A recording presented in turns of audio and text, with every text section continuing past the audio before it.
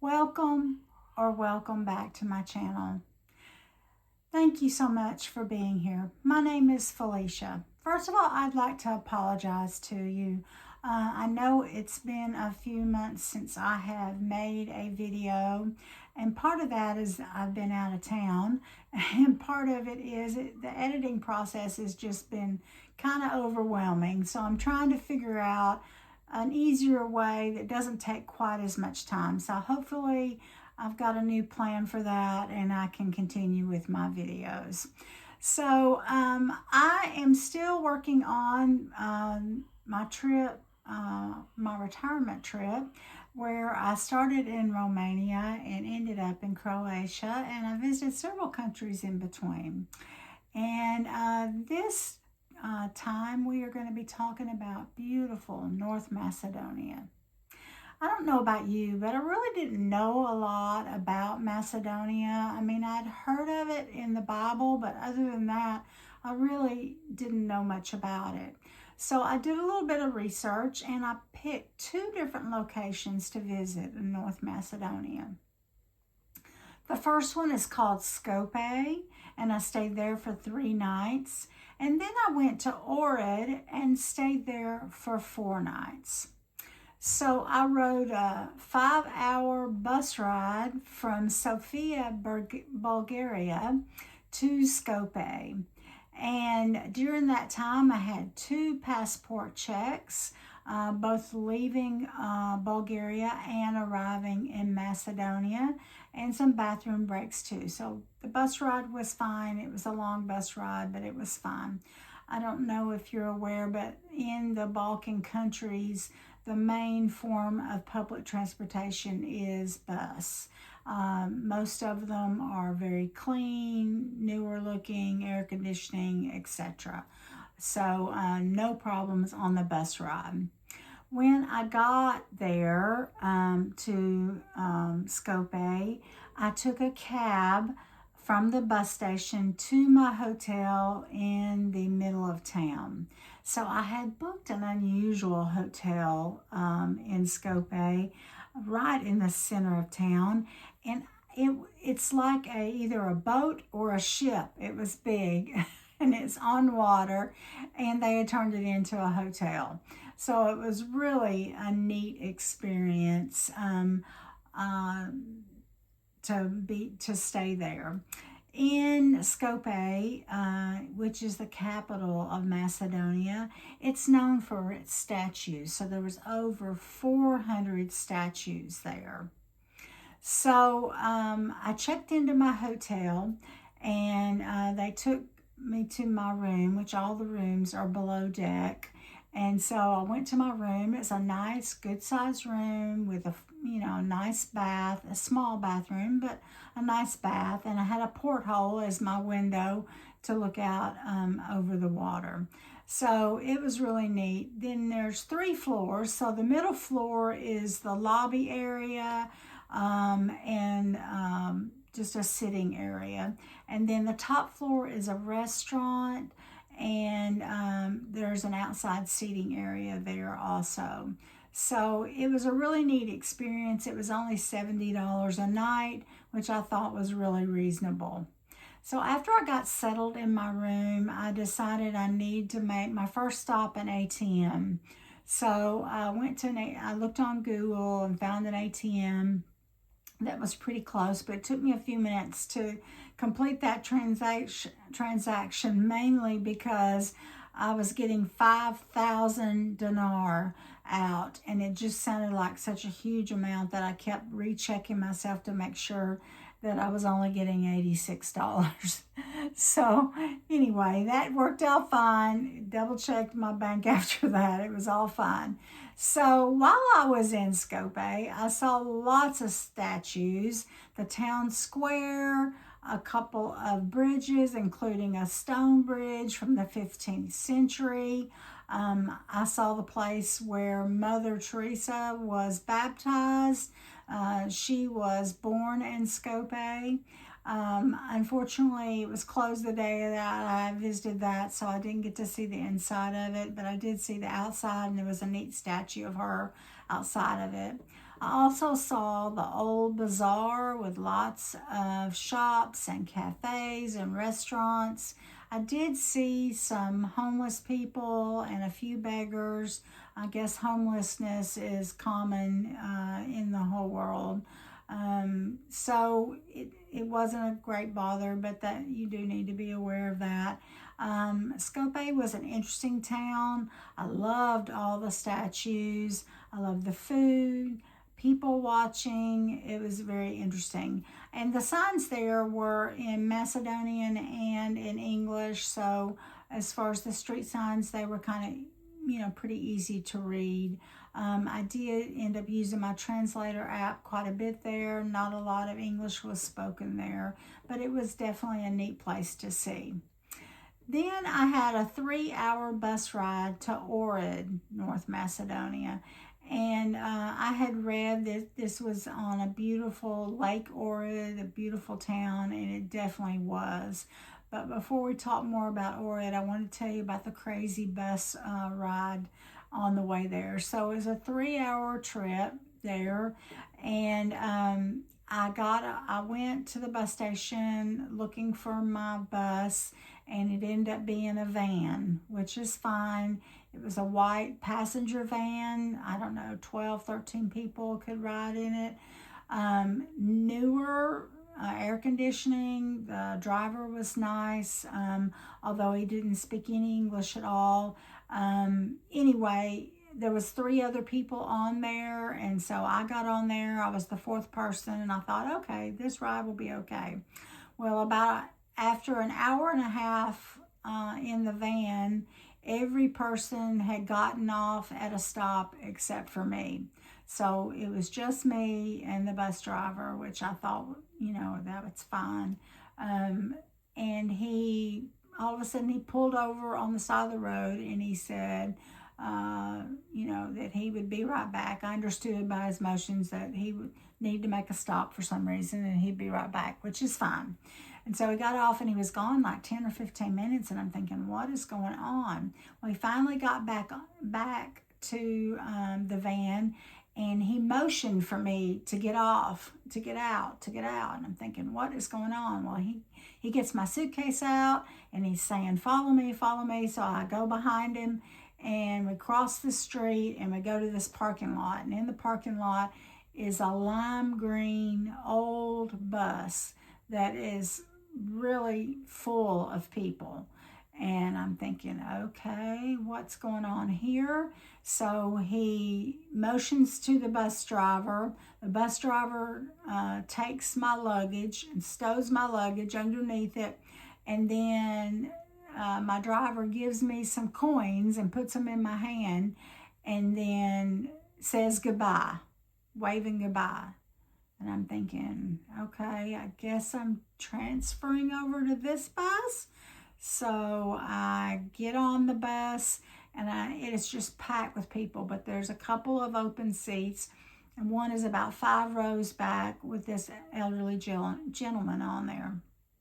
So I sat down, and I tried to make conversation, but no one around me spoke English at all. So after a few minutes, I realized that I was on the bus, the local bus that has many stops. And so he would say something, I guess announcing the stop, and then people would get off, they would hand him some coins, and then it would be the next one. I'm thinking, oh, okay, that's why I have the coins. So he had given me money to pay the driver when I got off at my stop. But unfortunately, I didn't know where my stop. I knew how long the ride was supposed to be, about 3 hours, and I'd only gone maybe an hour and a half. So I had an idea, and then it was 2 hours, and then it was 2.5 hours, and I'm thinking, okay, I'm getting close, and I can't understand what the driver is saying when he's letting these people off, so I don't know how close I am. So I pull up my Google Maps, and I can tell kind of where I am.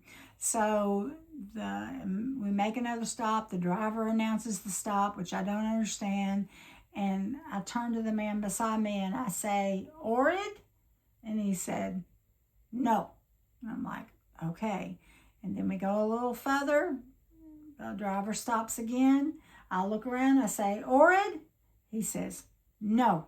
I'm like, okay. And so we go a little bit further. We stop again. I turn around. I say, Ohrid? He said, yes. Off, out, out. I'm like, okay, I'm at my stop. So I thanked him. I gave the bus driver money. He got my luggage off and left me in the parking lot. And I'm thinking, okay, where am I? Well, I looked over to the right, and I was evidently, it was the bus station. There was a building there, so I walked inside the building. Sure enough, it was the bus station. And when I walked out the other doors, there was a couple of cab drivers there. So I'm like, okay, I have made it to Ohrid. So I told the driver where I wanted to go. I showed him the address. Again, no English, but I showed him the address. He said yes, and I knew it was maybe only a 10-minute ride, so it wasn't that far. So I'm thinking, okay, I'm doing fine. So we start going up this mountain.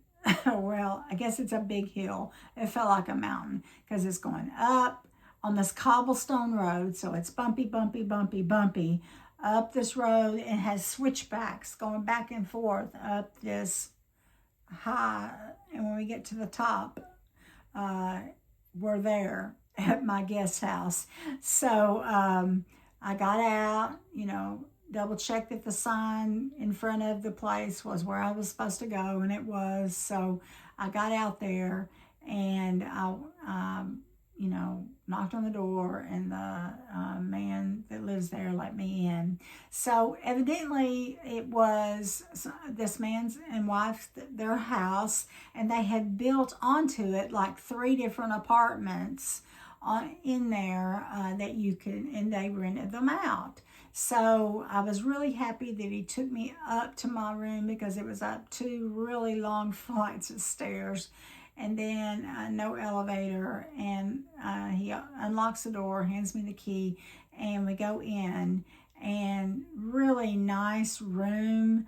It had a nice balcony, a full bathroom, a really small bathroom, but it was a full bathroom, and you could tell that it had all been newly renovated, or I guess built. It had been newly built. That was really nice. The accommodation was really nice. It had a mini fridge and a kettle, and then he showed me on the wall how to turn on the hot water. So he explained in broken English that you flip the switch to get the hot water, and then when you get out of the shower, you flip the switch back off. So he didn't want me to leave the hot water on all the time. So I understood that. It was fine. So I got settled and decided I would go down into the town. So I stopped on the way down that cobblestone long switchback road all the way back down into the town. I stopped a couple of times and asked people for directions to make sure I was going the right way, and they just kept pointing me to go down. So I knew I was right, and sure enough, when I got down at the bottom, I'm in the middle of the town area. So it worked out fine.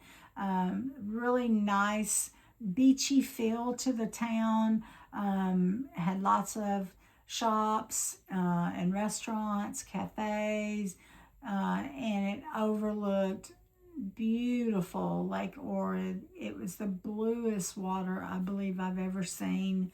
And then I walked on the beachfront there, and then there was another area that you could go, and it was like a sunbathing area with a pebbled beach and lots of sun loungers there, and they had little carts that sold food and stuff, and so you could rent one of those umbrellas and stay out there at the water, and the water was just clear as it could be. I mean, it was absolutely beautiful. And so I walked around a lot down there, and then I went on until I found a little supermarket, and I bought some breakfast things, some yogurt, some fruit, some water, and some instant coffee, because when you have a kettle in the room, that's your only option. Because this guest house did not include breakfast. I bought that for breakfast for the next morning. As I was walking back, I found a little bakery, and it was a really small bakery. The woman didn't speak English at all, but I went in and I saw two or three things that looked like they were savory and some type of pastries, and I'm thinking, okay, I'll try this. So I pointed to one and she said pizza, and I'm like, okay, it's pizza. So I got one. It's kind of like a stromboli. Later learned that it was like a ham and cheese sandwich with some kind of sauce in there. It was not pizza sauce, but that was their version of pizza.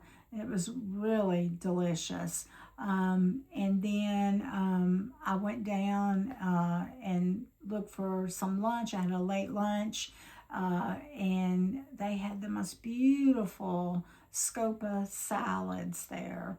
And it was just, no, it wasn't Skopje, it's Shopska.